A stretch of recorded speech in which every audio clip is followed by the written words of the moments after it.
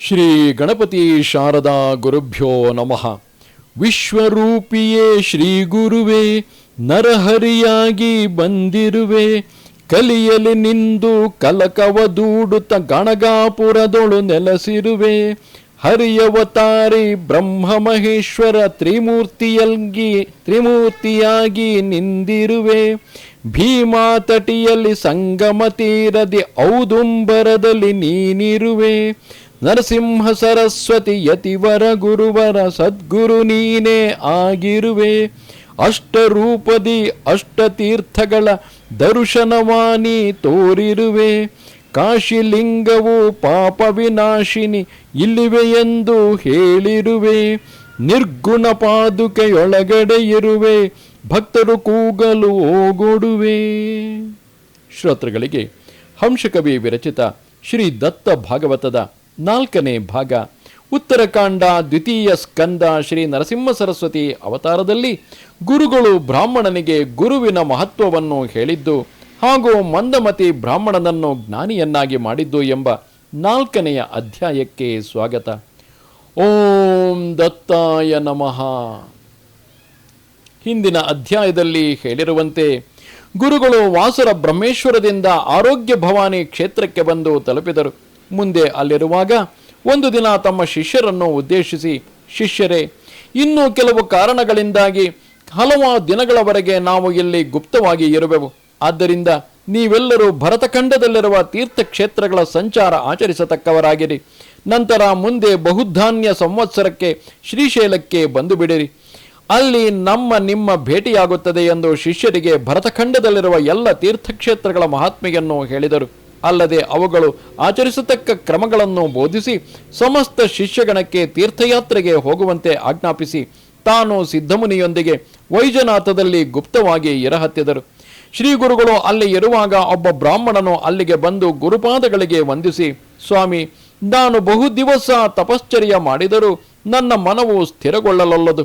ಆದ್ದರಿಂದ ನನಗೆ ಜ್ಞಾನದ ಮಾರ್ಗವು ಕಟ್ಟಾಗಿ ಬಿಟ್ಟಿದೆ. ಜ್ಞಾನವಿಲ್ಲದ ತಪವು ವ್ಯರ್ಥ ಎಂದು ಹೇಳುವಂತೆ ನನ್ನ ತಪಸ್ಸಿನ ಗತಿಯಾಯಿತು. ನಾನು ಗುರುಸೇವೆ ಬಹುದಿವಸ ಮಾಡದಿದ್ದುದಕ್ಕೆ ಹೀಗಾಗಿರಬಹುದು. ಗುರುವೇ, ನೀವೇ ತಾರಕರು ಎಂಬ ನಂಬಿಕೆಯಿಂದ ಇಲ್ಲಿಗೆ ಬಂದೆನು.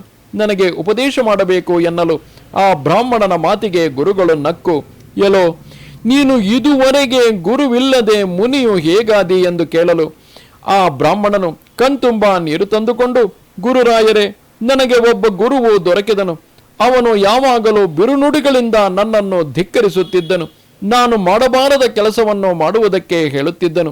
ನನಗೆ ವೇದ ಶಾಸ್ತ್ರಾದಿಗಳ ಅಭ್ಯಾಸ ಹೇಳಲಿಲ್ಲ. ನಿನ್ನ ಅಂತಃಕರಣವು ಇನ್ನೂ ಸ್ಥಿರವಿಲ್ಲ ಎಂದು ಮೇಲಿಂದ ಮೇಲೆ ನುಡಿಯುತ್ತಿದ್ದನು. ಆದ್ದರಿಂದ ಅವನು ಹೇಳಿದ ಕೆಲಸವನ್ನು ನಾನು ಮಾಡುತ್ತಿರಲಿಲ್ಲ. ಅದಕ್ಕಾಗಿ ಅವನು ಸಿಟ್ಟಿಗೇಳುವನು. ಇದರಂತೆ ಕೆಲ ದಿನಗಳು ಕಳೆದವು. ಮುಂದೊಂದು ದಿನ ನಾನೇ ಆ ಗುರುವನ್ನು ಧಿಕ್ಕರಿಸಿ ಅವನ ಆಶ್ರಮದಿಂದ ಹೊರಬಿದ್ದೆನು ಎಂದು ಹೇಳಿದನು. ಗುರುಗಳು ಅವನ ವೃತ್ತಾಂತ ಕೇಳಿ, ಎಲೋ ಬ್ರಾಹ್ಮಣ, ನೀನು ಆತ್ಮಘಾತಕಿಯು. ನಿನ್ನ ಮೂಗನ್ನು ನೀನೇ ಕೊಯ್ದುಕೊಂಡು ಅನ್ಯರಿಗೆ ಅಪಶಕುನ ಮಾಡಿದಂತಾಯಿತು. ನಿನ್ನ ಗುಣ ನಿನಗೆ ತಿಳಿಯುವುದಿಲ್ಲವೆಂದ ಮೇಲೆ ನಿನಗೆ ಜ್ಞಾನವೆಂತು ಬರುವುದು? ಮಂದಮತಿಯಾದ ನೀನು ಗುರುದ್ರೋಹ ಪದರಿನಲ್ಲಿ ಕಟ್ಟಿಕೊಂಡಿ ನಿನ್ನ ಗುರುವಿನ ಗುಣದೋಷಗಳನ್ನು ನೀನು ಹರ್ಷದಿಂದ ಹೇಳುತ್ತಿರುವೆ ಎಂದ ಮೇಲೆ ನಿನಗೆ ಜ್ಞಾನ ಉಂಟಾಗುವುದು ಸಾಧ್ಯವಿಲ್ಲ. ನಿಧಿಯನ್ನು ಒದ್ದು ಕ್ಷುಧೆ ನಿವಾರಣೆಗಾಗಿ ಪ್ರಯತ್ನಿಸುವ ಮೂರ್ಖನಂತೆ ನೀನಾಗಿರುವೆ ಎಂದು ಹೇಳಲು ಆಗ ಆ ಬ್ರಾಹ್ಮಣನು, ಗುರುಗಳೇ, ನಾನು ಅಜ್ಞಾನಿಯು. ಗುರುವಿನ ಮಹತ್ವ ನನಗೆ ತಿಳಿಯಲಿಲ್ಲ. ಗುರುವನ್ನು ಅರಿತುಕೊಳ್ಳುವ ಬಗೆ ಹೇಗೆ? ನನ್ನ ಮನವು ಸ್ಥಿರವಾಗಿಸಿ ನನಗೆ ಗುರುಬೋಧೆಯಾಗುವಂತೆ ಕರುಣಿಸಿರಿ ಎಂದು ಬೇಡಿಕೊಂಡನು. ಗುರುಗಳು ಅವನಿಗೆ, ಮುನಿಯೇ, ನಿನಗೆ ಗುರುಸೇವೆಯ ವಿಧಾನವನ್ನು ವಿಸ್ತರಿಸಿ ಹೇಳುವೆನು ಕೇಳು ಎಂದು ಅವನಿಗೆ ಗುರುಮಹಾತ್ಮೆ ಕುರಿತು ಹೇಳಹತ್ತಿದರು. ಅದು ಎಂತೆಂದರೆ, ತಾಯಿ ತಂದೆಗಳು ಗುರುಗಳು, ತನಗೆ ಜ್ಞಾನೋಪದೇಶ ಮಾಡುವವನು ಪರಮ ಗುರುವು, ಶಿವನಾರಾಯಣ ಸ್ವರೂಪರು ಈ ಗುರುಗಳು. ಈ ಎಲ್ಲ ಗುರುಗಳನ್ನು ಏಕಾಗ್ರ ಮನದಿಂದ ಸೇವಿಸಬೇಕು. ಅಲ್ಲದೆ ಇದರ ಸ್ಪಷ್ಟತೆಗಾಗಿ ಒಂದು ಕಥೆಯನ್ನು ಹೇಳುವೆನು ಕೇಳು. ಅದಾವುದೆಂದರೆ, ದ್ವಾಪರದ ಕೊನೆಯಲ್ಲಿ ಧೌಮ್ಯ ಎಂಬ ಹೆಸರಿನ ಋಷಿಗಳಿದ್ದರು. ಅವರ ಬಳಿಯಲ್ಲಿ ಅರುಣಿ, ಪಾಂಚಾಲ, ಬೈಂದ ಹಾಗೂ ಉಪಮನ್ಯು ಎಂಬ ಈ 3 ವೇದಾಭ್ಯಾಸ ಮಾಡುತ್ತಿದ್ದರು. ಒಂದು ದಿನ ಆ ಧೌಮ್ಯ ಗುರುಗಳು ತಮ್ಮಲ್ಲಿ ಸೇವೆ ಮಾಡಿಕೊಂಡಿದ್ದ 3 ಶಿಷ್ಯರ ಅಂತಃಕರಣವನ್ನು ಹೊರಗೆ ಹಚ್ಚಿ ನೋಡುವ ವಿಚಾರ ಮಾಡಿದರು. ಅದರಂತೆ ಅವರು ತಮ್ಮ ಶಿಷ್ಯ ಅರುಣಿಯನ್ನು ಕರೆದು, ಎಲ್ಲೋ ನೀನು ನಮ್ಮ ಭತ್ತದ ಗದ್ದೆಗೆ ಹೋಗು, ಕೆರೆಯ ಕಾಲುವೆಯನ್ನು ಸಾಗಿಸಿ ಗದ್ದೆಯನ್ನು ನೀರಿನಿಂದ ತೊಯಿಸು ಎಂದು ಹೇಳಲು, ಆಗಲೇ ಅರುಣಿಯು ಗದ್ದೆಗೆ ಹೋಗಿ ನೋಡುತ್ತಾನೆ. ಗದ್ದೆಯು ಎತ್ತರವಾಗಿಯೂ ಕೆರೆಯ ಕಾಲುವೆಯು ಕೆಳಕ್ಕಾಗಿಯೂ ಇದ್ದುದು ಅವನಿಗೆ ಕಂಡು ಬಂದಿತು. ಅವನು ವಿಚಾರಕ್ಕೊಳಗಾದನು. ಗದ್ದೆಗೆ ನೀರೆರಚುವ ಉಪಾಯ ಕಂಡನು. ಗದ್ದೆಯಿಂದ ಕೆಳಕ್ಕಾಗಿ ಹರಿದು ಹೋಗುತ್ತಿರುವ ಕಾಲುವೆಗೆ ತಾನೇ ಅಡ್ಡವಾಗಿ ಮಲಗಿದನು. ಅದರಿಂದ ಮುಂದೆ ಸಾಗುವ ನೀರು ಅಲ್ಲಿಯೇ ತಡೆದು ನಿಂತಿತು. ಅಲ್ಪಾವಧಿಯಲ್ಲೇ ಮೇಲಕ್ಕೇರಿದ ಆ ನೀರು ಗದ್ದೆಗೆ ಸಾಗಹತ್ತಿತು. ಗದ್ದೆಯೊಳಗೆಲ್ಲ ನೀರು ತುಂಬ ಹತ್ತಿತು. ರಾತ್ರಿಯಾಯಿತು, ಕತ್ತಲೆಯಾಯಿತು. ಅರುಣನು ಇನ್ನೂ ಗದ್ದೆಯಿಂದ ಹಿಂದಿರುಗಿ ಬರಲಿಲ್ಲ ಎಂದು ಗುರುಗಳು ಗಡಬಡಿಸಿದರು. ಕೈಯಲ್ಲಿ ದೀವಟಿಗೆ ತೆಗೆದುಕೊಂಡು ಗದ್ದೆಗೆ ಹೋದರು. ಗದ್ದೆ ನೀರಿನಿಂದ ತುಂಬಿತ್ತು. ಆದರೆ ಅರುಣನು ಗದ್ದೆಯಲ್ಲಿ ಇದ್ದಿಲ್ಲ, ಕೆರೆಯ ಮೇಲೂ ಇದ್ದಿರಲಿಲ್ಲ. ಆಗ ಗುರುಗಳು ಕಳವಳಿಸಿ ಅರುಣ ಅರುಣ ಎಂದು ದೀರ್ಘ ಧ್ವನಿಯಿಂದ ಕೂಗಲು, ಆ ಅರುಣಿಯು ಕೆರೆಯ ನಾಲೆಗೆ ಅಡ್ಡಲಾಗಿ ಮಲಗಿದ್ದಲ್ಲಿಂದಲೇ ಓಗೊಡಲು ಗುರುಗಳು ಅಲ್ಲಿಗೆ ಹೋಗಿ ನೋಡುವರು. ಅವರು ಅರುಣನು ಮಾಡಿದ ಸೇವೆಯಿಂದ ಹರ್ಷಿತರಾಗಿ, ಅರುಣ, ನಿನಗೆ ಸಕಲ ವಿದ್ಯೆಗಳು ಪ್ರಾಪ್ತವಾಗಲಿ ಎಂದು ವರ ನೀಡಿದರು. ಆಗ ಅರುಣನು ವಿದ್ಯಾವಂತನಾದನು. ಇನ್ನು ಗೃಹಸ್ಥಾಶ್ರಮ ಹೊಂದಿ ಸುಖವಾಗಿ ಬಾಳು ಎಂದು ಆಶೀರ್ವದಿಸಿ ಗುರುಗಳು ಆತನನ್ನು ಕಳಿಸಿಕೊಟ್ಟರು. ಎರಡನೆಯ ಶಿಷ್ಯ ಬೈಂದನೆಂಬುವವನನ್ನು ಒಂದು ದಿನ ಗುರುಗಳು ಕರೆದು, ನೀನು ಗದ್ದೆಗೆ ಹೋಗಿ ಭತ್ತವನ್ನು ಒಕ್ಕಿ ತಂದು ಹಾಕು ಎಂದು ಅಪ್ಪಣೆ ಕೊಟ್ಟರು. ಬೈಂದವನು ಗದ್ದೆಗೆ ಹೋದನು. ಭತ್ತ ಕೊಯ್ದು ತುಳಸಿ ರಾಶಿ ಮಾಡಿದನು. ಎಲ್ಲ ಭತ್ತವನ್ನು ಚಕ್ಕಡಿಯ ಮೇಲೆ ಹೇರಿದನು. ಇದ್ದ ಒಂದು ಕೋಣವನ್ನು ನೊಗದ ಒಂದು ಮಗ್ಗಲಿಗೆ ಹೂಡಿ ಕೊರಳು ಕಟ್ಟಿದನು. ಇನ್ನೊಂದು ಮಗ್ಗಲಿಗೆ ನೊಗವನ್ನು ತನ್ನ ಹೆಗಲಿಗೇರಿಸಿಕೊಂಡು ಜತ್ತಿಗೆಯಿಂದ ಬಿಗಿದುಕೊಂಡನು. ರಾಶಿ ಹೇರಿದ ಆ ಚಕ್ಕಡಿಯು ಆಶ್ರಮಕ್ಕೆ ಸರಾಗವಾಗಿ ಬರಹತ್ತಿತು. ಆದರೆ ಮಾರ್ಗ ಮಧ್ಯದಲ್ಲಿ ಕೋಣವು ಚಕ್ಕಡಿಯು ಹುದುಲಿಗೆ ಬಿದ್ದವು. ಬೈಂದವನು ಕೊರಳಿಗೆ ಕಟ್ಟಿಕೊಂಡಿದ್ದ ಜತ್ತಿಗೆಯು ಅವನ ಕೊರಳಿಗೆ ಉರುಳಾಯಿತು. ಪ್ರಯತ್ನ ಮಾಡಿದರೂ ಜತ್ತಿಗೆ ಬಿಚ್ಚಲೊಲ್ಲದು. ಹುದುಲಿನಿಂದ ಗಾಳಿಯು ಕಿತ್ತೇಳಲೊಲ್ಲದು. ರಾಶಿಯ ಬಂಡಿಯು ಹೊತ್ತು ಮುಳುಗಿದರೂ ಬರಲಿಲ್ಲವೆಂದು ಗುರುಗಳು ತಾವೇ ಹೊಲದ ದಾರಿ ಹಿಡಿದರು. ನಡುದಾರಿಯಲ್ಲಿ ಹುದುಲಿಗೆ ಸಿಕ್ಕ ಚಕ್ಕಡಿ ಕೋಣದ ಕುತ್ತಿಗೆಗೆ ಉರುಳು ಬಿದ್ದಿದ್ದ ಬೈಂದವನನ್ನು ಕಂಡರು. ಅವನ ಕೊರಳಿಗೆ ಇದ್ದ ಜತ್ತಿಗೆ ಬಿಚ್ಚಿದರು. ಹಿಂದಿನಿಂದ ತಾವೇ ಆ ಚಕ್ಕಡಿಯನ್ನು ಹೊರಡಿಸಿದರು. ಬೈಂದವನು ಪ್ರಾಣದ ಪರಿವೆಯಿಲ್ಲದೆ ಗುರುಸೇವೆ ಮಾಡಿದನು. ಗುರುಗಳು ಮೆಚ್ಚಿ ಅವನಿಗೆ ಮೇಲುಸ್ತರದ ವರವನ್ನು ಕೊಟ್ಟು ಗೃಹಸ್ಥಾಶ್ರಮಿಯಾಗಿ ಸುಖದಿಂದ ಉಪಜೀವಿಸು ಎಂದು ಹರಸಿ ಕಳಿಸಿದರು. ಇನ್ನು ಧೌಮ್ಯ ಋಷಿಗಳ ಮೂರನೆಯ ಶಿಷ್ಯನು ಉಪಮನ್ಯು ಎಂಬುವನು. ಎಲ್ಲ ಶಿಷ್ಯರಲ್ಲಿ ಇವನು ಜಡಮತಿಯು. ಆಶ್ರಮದ ಆಕಳುಗಳನ್ನು ಮೇಯಿಸಿಕೊಂಡು ಬರುವ ಕೆಲಸವೇ ಇವನದಾಗಿತ್ತು. ಉಳಿದ ಶಿಷ್ಯರಿಗಿಂತ ಇವನ ಆಹಾರವು ಹೆಚ್ಚಾಗಿದ್ದಿತು. ಅದರಿಂದಲೇ ಇವನಿಗೆ ವಿದ್ಯೆಯು ಲಭಿಸುತ್ತಿರಲಿಲ್ಲ. ದನ ಮೇಯಿಸಲು ಅಡವಿಗೆ ಹೋದಾಗ ತನಗೆ ಹಸಿವಾದ ಕೂಡಲೇ ದನ ಹೊಡೆದುಕೊಂಡು ಆಶ್ರಮಕ್ಕೆ ಬಂದೇ ಬಿಡುತ್ತಿದ್ದನು. ಒಂದು ದಿನ ಅವನು ಹಸಿವೆಯನ್ನು ಸಹಿಸದೆ ತೀವ್ರವೇ ಬರಲು ಗುರುಗಳು ಅವನನ್ನು ನೋಡಿ, ನೀನು ಹೊತ್ತು ಮುಳುಗುವವರೆಗೂ ದನ ಮೇಯಿಸಿಕೊಂಡು ಬರಬೇಕು ಎಂದು ಹೇಳಿದರು. ಮರುದಿನದಿಂದ ಅವನು ಅಡವಿಗೆ ಹೋಗಿ ಸೂರ್ಯಾಸ್ತದವರೆಗೂ ದನ ಮೇಯಿಸ ಹತ್ತಿದನು. ದನಗಳ ಹೊಟ್ಟೆ ತುಂಬುತ್ತಿತ್ತು. ಆದರೆ ಇವನ ಹೊಟ್ಟೆ ಹಸಿದು ಕಕ್ರಾಂತವಾಗುತ್ತಿದ್ದಿತು. ತನ್ನ ಹಸಿವೆ ಹಿಂಗಿಸುವುದಕ್ಕಾಗಿ ಆ ಅಡವಿಯ ಸನಿಹದಲ್ಲಿದ್ದ 4-6 ಆಶ್ರಮಗಳಿಗೆ ಹೋಗಿ ಭಿಕ್ಷೆ ಬೇಡಿ ತಂದು ಉಣ್ಣ ಹತ್ತಿದನು. ಇದೇ ಕ್ರಮ ಕೆಲ ದಿನ ನಡೆಯಿತು. ಈ ಉಪಮನ್ಯುವಿಗೆ ನಮ್ಮ ಆಶ್ರಮದ ಭೋಜನವಿಲ್ಲದಿದ್ದರೂ ಸಶಕ್ತನಾಗಿಯೇ ಇರುವನು ಎಂಬ ವಿಚಾರದಿಂದ ಗುರುಗಳು ಅವನನ್ನು, ನಿನ್ನ ಉದರ ನಿರ್ವಹಣೆ ಹೇಗೆ ಎಂದು ಕೇಳಲು ಅವನು ನಿಜ ಸಂಗತಿ ಹೇಳಿದನು. ಗುರುಗಳು, ನೀನು ಭಿಕ್ಷೆ ಬೇಡಿದ್ದನ್ನು ಆಶ್ರಮಕ್ಕೆ ತಂದು ಹಾಕು ಎಂದರು. ಅದರಂತೆ ಅವನು ತನಗೆ ಬಂದದ್ದನ್ನು ದಿನಾಲೂ ಆಶ್ರಮಕ್ಕೆ ತರಹತ್ತಿದನು. ತಾನು ಮತ್ತೆರಡು ಮನೆಗಳ ಭಿಕ್ಷೆಯಿಂದ ಹಸಿವೆ ಹಿಂಗಿಸಿಕೊಳ್ಳ ಹತ್ತಿದನು. ಗುರುಗಳು ಮೊದಲಿನಂತೆ ಪ್ರತಿಬಂಧಿಸಿ ಎಲ್ಲ ಭಿಕ್ಷೆಯನ್ನು ಆಶ್ರಮಕ್ಕೆ ತರಿಸ ಹತ್ತಿದರು. ನಂತರ ಅವನು ಕ್ಷುಧೆ ನಿವಾರಣೆಗಾಗಿ ಆಕಳ ಕರುಗಳು ಮೊಲೆಯುಣ್ಣುವಾಗ ಹೆಚ್ಚಾಗಿ ಒಸರುವ ಹಾಲನ್ನು ಸೇವಿಸ ಹತ್ತಿದನು. ಮತ್ತು ಅವನು ಸಶಕ್ತನಾಗಿ ಉಳಿದುದರ ಕಾರಣ ಕೇಳಿದ ಗುರುಗಳು ಕರುಗಳು ಬಿಟ್ಟ ಹಾಲು ಸೇವಿಸಕೂಡದು ಎಂದು ಕಟ್ಟಪ್ಪಣೆ ಮಾಡಿದರು. ಮುಂದೆ ಅವನು ಅಡವಿಯಲ್ಲಿ ಎಕ್ಕೆಯ ಹಾಲನ್ನು ದ್ರೋಣದಲ್ಲಿ ಹಿಡಿದುಕೊಂಡು ಸೇವಿಸ ಹತ್ತಿದನು. ಒಂದು ದಿನ ಆ ಹಾಲು ಕುಡಿಯುವಾಗ ಅದು ಕಣ್ಣಲ್ಲಿ ಬಿದ್ದು ಕೂಡಲೇ ಅವನ ಕಣ್ಣುಗಳು ಕುರುಡಾದವು. ಆಕಳುಗಳು ಅಡವಿಯಲ್ಲಿ ಸಿಕ್ಕ ಕಡೆಗೆ ಹೋಗ ಹತ್ತಿದವು. ಇತ್ತ ಕಣ್ಣಿಲ್ಲದ ಉಪಮನ್ಯುವು ಆಕಳುಗಳನ್ನು ಶೋಧಿಸುತ್ತಾ ಕಾಲಾಡಿಸುತ್ತಾ ಅಡವಿಯಲ್ಲಿ ಸಾಗಿದನು. ಹೋಗುತ್ತಾ ಆಳವಾದ ಗರ್ತದಲ್ಲಿ ಬಿದ್ದನು. ಆಕಳುಗಳು ತಮ್ಮನ್ನು ನಿಯಂತ್ರಿಸುವವನಿಲ್ಲವೆಂದು ಸಿಕ್ಕಾಪಟ್ಟೆಯಾಗಿ ಓಡಾಡ ಹತ್ತಿದವು. ರಾತ್ರಿಯಾಯಿತು. ಆದರೆ ಉಪಮನ್ಯು ಮಾತ್ರ ಬರಲಿಲ್ಲ. ಗುರುಗಳು ಅವನ ಶೋಧಕ್ಕಾಗಿ ಅಡವಿಗೆ ಹೋದರು. ಆಕಳುಗಳು ಸಿಕ್ಕಲ್ಲಿ ನಿಂತಿರುವುದನ್ನು ನೋಡಿದರು. ಉಪಮನ್ಯುವು ಕಾಣಲಿಲ್ಲ. ಗುರುಗಳು ಚಿಂತೆಗೊಳಗಾದರು. ದೊಡ್ಡ ದನಿಯಿಂದ ಆ ಉಪಮನ್ಯುವನ್ನು ಒದರಿದರು. ಅವನು ಬಿದ್ದ ತೆಗ್ಗಿನಿಂದ ಓ ಎಂದು ಉತ್ತರ ಬಂತು. ಹೋಗಿ ನೋಡಿದರು. ದುರವಸ್ಥೆಗೀಡಾದ ಅವನನ್ನು ಮೇಲಕ್ಕೆ ತೆಗೆದರು. ಅವನ ಗುರುಭಕ್ತಿಗೆ ಮೆಚ್ಚಿದರು. ಅವನಿಗೆ ಅಶ್ವಿನಿ ಕುಮಾರರನ್ನು ಸ್ಮರಿಸಲು ಹೇಳಿದರು. ಅದರಂತೆ ಅವನು ಸ್ಮರಿಸಲು ಅವನ ಕಣ್ಣು ಕಾಣಿಸಹತ್ತಿದವು.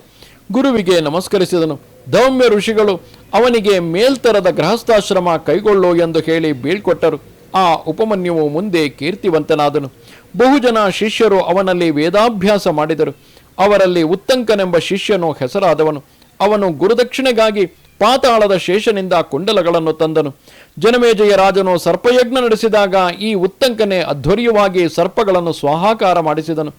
ಇತ್ತ ಇಂದ್ರನನ್ನು ಮೊರೆಹೊಕ್ಕ ತಕ್ಷಕನನ್ನು ಅವನಿಂದ ಬಿಡಿಸಿ ತರಿಸಿದನು. ಹೇ ಬ್ರಾಹ್ಮಣ ಮುನಿಯೇ, ಗುರುಕೃಪೆಯ ಸಾಮರ್ಥ್ಯವು ಈ ಪ್ರಕಾರವಿರುವುದು. ನಿನ್ನಂಥ ಗುರುದ್ವೇಷಕನಿಗೆ ನರಕವಲ್ಲದೆ ಸದ್ಗತಿಯಾಗಲಾರದು. ಗುರುವನ್ನು ಸಂತುಷ್ಟಗೊಳಿಸಿದವನಿಗೆ ಜ್ಞಾನ ಲಭಿಸುವುದು. ಇನ್ನು ನೀನು ಹೀಗೆ ವ್ಯರ್ಥ ತಿರುಗಾಡಬೇಡ.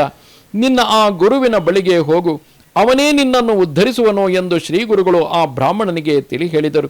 ಹೀಗೆ ಶ್ರೀಗುರುಗಳು ಮಾಡಿದ ಉಪದೇಶದಿಂದ ಆ ಬ್ರಾಹ್ಮಣ ಮುನಿಯಲ್ಲಿ ಜ್ಞಾನೋದಯವಾಯಿತು. ತನ್ನ ಅಪರಾಧ ಒಪ್ಪಿಕೊಂಡನು. ಮುತ್ತು ಒಡೆದರೆ ಅದು ಮತ್ತೆ ಹೊಂದಿಕೆಯಾಗಲಾರದು. ಅದರಂತೆ ನನ್ನ ಸ್ಥಿತಿಯಾಗಿದೆ. ಈ ನನ್ನ ಶರೀರವು ನನ್ನ ವೈರಿಯು. ಇದು ಬದುಕಿದ್ದರೆ ಉಪಯೋಗವೇನು? ನನಗೆ ಜೀವಿತದ ಆಸೆಯಿಲ್ಲ. ನಿಶ್ಚಯವಾಗಿ ಪ್ರಾಣ ಬಿಡುವೆ ಎಂದು ಆ ಬ್ರಾಹ್ಮಣ ಮುನಿಯು ತನ್ನ ಇಂಗಿತವನ್ನು ಪ್ರಕಟಿಸಿದನು. ಅದರಿಂದ ಅವನ ಶತಜನ್ಮಗಳ ಪಾಪ ದೂರವಾಯಿತು. ಅವನು ಪ್ರಾಣತ್ಯಾಗಕ್ಕೆ ಸಿದ್ಧನಾಗಿರುವುದನ್ನು ಅರಿತ ಗುರುಗಳು, ಎಲೋ ಮುನಿಯೇ, ಚಿಂತೆ ಮಾಡಬೇಡ. ನಿನ್ನ ದುರಿತ ದೋಷಗಳು ದೂರಾದವು. ನಿನ್ನಲ್ಲಿ ವೈರಾಗ್ಯ ಜನಿಸಿತು. ಇನ್ನು ನೀನು ಗುರುಚರಣವನ್ನು ಸ್ಮರಿಸು ಎಂದು ಅಪ್ಪಣೆ ಕೊಡಲು ಆ ಬ್ರಾಹ್ಮಣ ಮುನಿಯು ಶ್ರೀಗುರುಗಳನ್ನು ಒಳ್ಳೆಯ ಭಕ್ತಿಯಿಂದ ನಮಸ್ಕರಿಸಿದನು. ಗುರುಗಳು ಅವನ ಮಸ್ತಕದ ಮೇಲೆ ತಮ್ಮ ವರದ ಹಸ್ತವಿರಿಸಿದರು. ಕೂಡಲೇ ಅವನು ಜ್ಞಾನ ಸಂಪನ್ನನಾದನು. ಶ್ರೀಗುರುಗಳು ಅವನಿಗೆ, ಈಗ ನೀನು ನಿನ್ನ ಗುರುವಿನ ಬಳಿಗೆ ಹೋಗು ಎಂದು ಹೇಳಲು ಅವನು ತನ್ನ ಗುರುವನ್ನು ಶೋಧಿಸುತ್ತಾ ಹೊರಟನು. ಇತ್ತ ಶ್ರೀಗುರುಗಳು ವೈಜನಾಥಕ್ಕೆ ಬಂದು 1 ವರ್ಷವಾಯಿತು. ನಂತರ ಅವರು ಅಲ್ಲಿಂದ ಶ್ರೀ ಭುವನೇಶ್ವರಿ ಸ್ಥಾನವಾದ ಭಿಲ್ಲವಡಿ ಗ್ರಾಮಕ್ಕೆ ಹೋದರು. ಕೃಷ್ಣೆಯ ಪಶ್ಚಿಮ ದಂಡೆಯಲ್ಲಿದ್ದ ಔದುಂಬರ ವೃಕ್ಷವಿರುವ ಆ ಸ್ಥಾನದಲ್ಲಿ ಶ್ರೀ ಗುರುಗಳು ಗುಪ್ತವಾಗಿಯೇ ಇರಹತ್ತಿದರು. ಇನ್ನು ಅವರು ಗೌಪ್ಯವಾಗಿರುವ ಉದ್ದೇಶವೇನೆಂದರೆ ದಿನ ದಿನಕ್ಕೂ ಹೆಚ್ಚುತ್ತಿರುವ ಜನವರ್ದಳಿಯನ್ನು ಕಡಿಮೆ ಮಾಡಿಕೊಳ್ಳುವುದಾಗಿತ್ತು. ಮೃಗ ಮದವನ್ನು ಮುಚ್ಚಿಟ್ಟರೆ ಅದರ ಪರಿಮಳವು ಸುತ್ತಲೂ ಪಸರಿಸಲಾಗದೆ ಅದರಂತೆಯೇ ಗುರುಗಳ ಸ್ವರೂಪವು ವ್ಯಕ್ತವಾಗಿ ಪ್ರಕಟವಾಯಿತು. ಆ ಮೂಲಕ ಅವರ ವಾಸ್ತವ್ಯದ ಸ್ಥಾನದಲ್ಲಿ ಅವರ ವಿಚಿತ್ರ ಸಂಗತಿಗಳು ವರ್ತಿಸಿ ಅವರ ಮಹಿಮೆ ಇನ್ನಷ್ಟು ವರ್ಧಿಸಿತು. ಅವುಗಳಲ್ಲಿ ಒಂದು ಪ್ರಸಂಗವು ಹೀಗಿದೆ. ಕರವೀರ ಕ್ಷೇತ್ರದಲ್ಲಿ ವೇದಶಾಸ್ತ್ರ ಸಂಪನ್ನ ಬ್ರಾಹ್ಮಣನೊಬ್ಬನಿದ್ದನು. ಕರ್ಮ ಮಾರ್ಗದ ಆಚರಣೆಯಲ್ಲಿ ಅವನು ನಿಷ್ಠೆಯುಳ್ಳವನಾಗಿದ್ದನು. ಆ ಬ್ರಾಹ್ಮಣನಿಗೆ ಒಬ್ಬ ಮಗನು ಹುಟ್ಟಿದನು. ಅವನು ತಂದೆಯ ಮಗನು ಇಷ್ಟೇ ಹೊರತು ತಂದೆಯಂತೆ ವಿದ್ವಾಂಸನಾಗಿರಲಿಲ್ಲ. ಮಂದಮತಿಯಾದ ಆ ಮಗನು ಸ್ನಾನ ಸಂಧ್ಯಾದಿ ಕ್ರಿಯಾಕರ್ಮ ವಿರಹಿತನಾಗಿ ಮೂರ್ಖರ ಮಾಲಿಕೆಯಲ್ಲಿ ಗಣಿಸಲ್ಪಡಹತ್ತಿದನು. ಪಠನ ಶಕ್ತಿ, ಗ್ರಹಣ ಶಕ್ತಿ, ಸ್ಮರಣ ಶಕ್ತಿಗಳು ಅವನಲ್ಲಿ ಎಷ್ಟು ಮಾತ್ರವೂ ಇರಲಿಲ್ಲ. ವಿದ್ವಾಂಸರು ಅವನನ್ನು ಹಲವು ಬಗೆಯಿಂದ ಹೀಯಾಳಿಸಹತ್ತಿದರು. ಅವರೆಲ್ಲರೂ ತನ್ನನ್ನು ಧಿಕ್ಕರಿಸುವುದು ಅವನಿಗೆ ಅಸಹನೀಯವಾಯಿತು. ತಾನು ವಿದ್ಯಾವಂತನಾಗಿದ್ದರಿಂದ ಪಶ್ಚಾತ್ತಾಪ ಪಡಹತ್ತಿದನು. ವಿದ್ಯೆಯ ಮಹತ್ವವನ್ನು ಸ್ಮರಣೆಗೆ ತಂದುಕೊಂಡು ತಾನು ವಿದ್ಯೆ ಕಲಿಯಲಿಲ್ಲವಲ್ಲ ಎಂದು ಹಳಹಳಿಸಹತ್ತಿದನು. ಊರಿನ ಬ್ರಾಹ್ಮಣರು ಸಿಕ್ಕಾಪಟ್ಟೆಯಾಗಿ ಅವನನ್ನು ಹೇಯವಾಗಿ ನುಡಿಯ ಹತ್ತಿದರು. ತತ್ಪರಿಣಾಮವಾಗಿ ಅವನಲ್ಲಿ ವೈರಾಗ್ಯವೇ ಹುಟ್ಟಿತು. ಅದೇ ಕಾವಿನಲ್ಲಿ ಅವನು ಊರು ಮನೆಗಳನ್ನು ಬಿಟ್ಟು ದೂರಿನ ಅರಣ್ಯ ಸೇರಿದನು.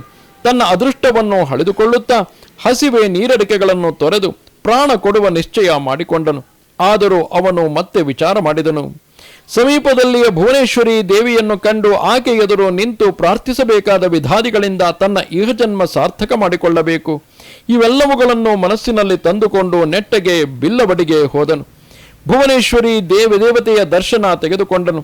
ತನ್ನ ಉದ್ದಿಷ್ಟ ಸಾಧನೆಗಾಗಿ ಸ್ನಾನ, ಸಂಧ್ಯೆ, ಅನ್ನ, ನೀರು, ನಿದ್ದೆ, ಹಸಿವು ಇವುಗಳು ಏನೊಂದನ್ನು ಮನಸ್ಸಿನಲ್ಲಿ ತಾರದೆ ಭುವನೇಶ್ವರಿಯ ಮುಂದೆ ಕೈಮುಗಿದುಕೊಂಡು ಅತ್ತಿತ್ತ ಚಲಿಸದೆ ನಿಂತು ಬಿಟ್ಟನು. 1 ದಿನವಾಯಿತು. ಮರುದಿನವೂ ಹೋಯಿತು. 3ನೆಯ ದಿನವೂ ಪ್ರಾಪ್ತವಾಯಿತು. ದೇವತೆಯು ಪ್ರತ್ಯಕ್ಷಳಾಗಲಿಲ್ಲ. ಸ್ವಪ್ನ ಸೂಚನೆ ಸಹ ಆಗಲಿಲ್ಲ. ಅದರಿಂದಾಗಿ ದೇವತೆಯ ಮೇಲೆ ಕುಪಿತನಾದ ಅವನು ಶಸ್ತ್ರದಿಂದ ತನ್ನ ನಾಲಿಗೆಯನ್ನು ಕೊಯ್ದುಕೊಂಡು ಆಕೆಯ ಮುಂದಿಟ್ಟನು. ಇದಕ್ಕೂ ಮೀರಿ ನೀನು ಅನುಗ್ರಹಿಸದಿದ್ದರೆ ನನ್ನ ಶಿರಸ್ಸನ್ನೇ ಕೊಯ್ದು ನಿನ್ನ ಪಾದದ ಮೇಲೇರಿಸುವನು ಎಂದು ಮನದಿಂದ ನಿಶ್ಚಯ ಮಾಡಿಕೊಂಡು ದೇವಿಯ ಮುಂದೆ ಕುಳಿತನು. ದೇವಿಯು ಆ ಬ್ರಾಹ್ಮಣ ಪುತ್ರನ ನಿರ್ವಾಣ ಸ್ಥಿತಿಯನ್ನು ನಿಶ್ಚಿತ ಮತಿಯನ್ನು ನೋಡಿ ಅವನಿಗೆ ಸ್ವಪ್ನ ದೃಷ್ಟಾಂತದಿಂದ, ಎಲೈ ಬಾಲಕ, ನೀನು ನಮ್ಮ ಮೇಲೆ ಸಿಟ್ಟಾಗಬೇಡ. ಕೃಷ್ಣೆಯ ಪಶ್ಚಿಮ ತಟಾಕೆಯಲ್ಲಿದ್ದ ಔದುಂಬರಕ್ಕೆ ಹೋಗು. ಆ ವೃಕ್ಷದ ಸನ್ನಿಧಾನದಲ್ಲಿ ಒಬ್ಬ ಮಹಾತಪಸ್ವಿ ಇರುವರು. ಅವರು ಸಾಕ್ಷಾತ್ ತ್ರೈಮೂರ್ತಿಯ ಅವತಾರಿಕರು. ಅವರಿಂದಲೇ ನಿನ್ನ ಅಭೀಷ್ಟೆ ಪೂರ್ಣವಾಗುವುದು ಎಂದು ಕಟುವಾಗಿಯೇ ಸೂಚನೆ ಕೊಟ್ಟಂತಾಯಿತು. ಮರುದಿನ ಆ ಬ್ರಾಹ್ಮಣ ಪುತ್ರನು ಕನಸಿನಲ್ಲಿ ದೇವತೆಯು ತನಗೆ ಸೂಚಿಸಿದಂತೆ ಔದುಂಬರ ಸನ್ನಿಧಿಗೆ ಬಂದನು.